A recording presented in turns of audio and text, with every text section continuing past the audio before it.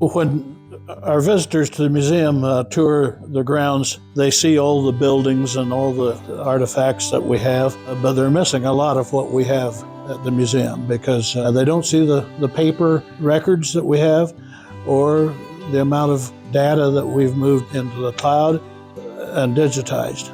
We're in the research room right now that we've established in the last couple of years, and we've particularly aimed to cover homesteading and that sort of thing here, but we also have records on our computer here that people can view for themselves. You see on the back wall here we have maps ranging back into the 1800s, as well as various decades of landowner maps through the 19th and 20th century.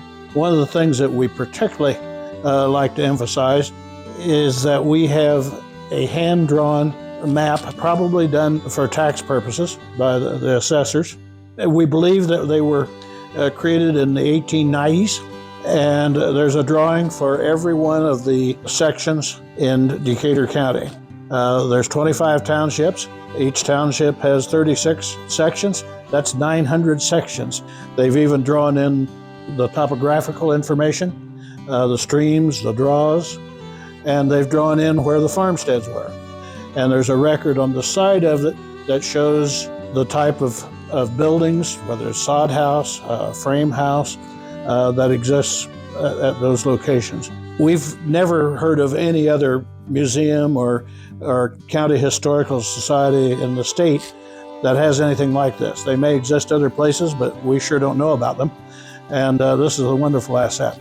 Now, we not only have them in the books here, we also have them by township on our computer that we can show you how to access when you visit the museum. This is a form that's available to anybody that has access to the internet.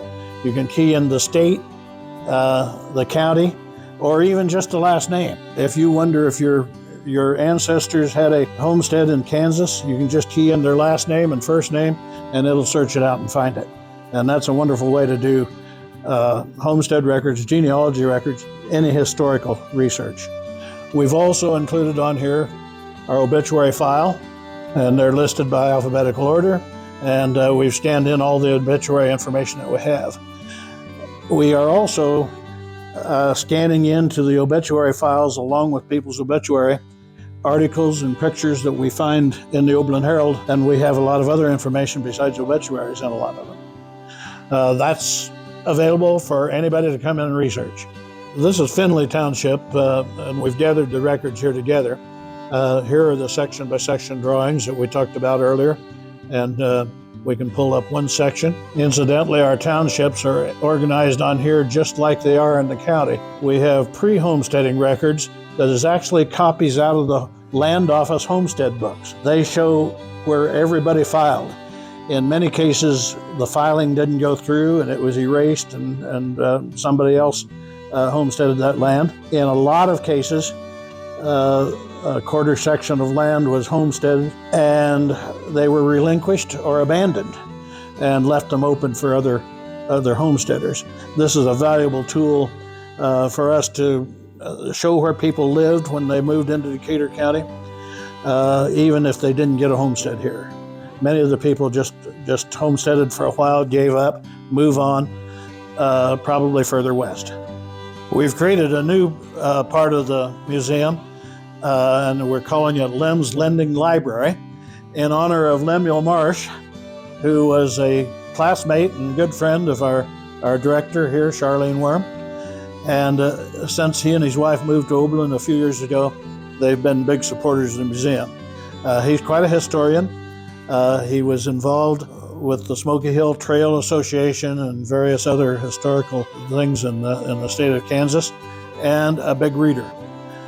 When he passed away earlier this year, his wife donated all his books, new and used, and we decided to create a reading nook and also a lending library for people that would be interested in some of the books here. We're very grateful to the Marsh family, Lem's wife, Alice, and his children for making this donation to us. We also have digitized records of all our schools. We've recorded all the information from the country schools, and that's available for people to research.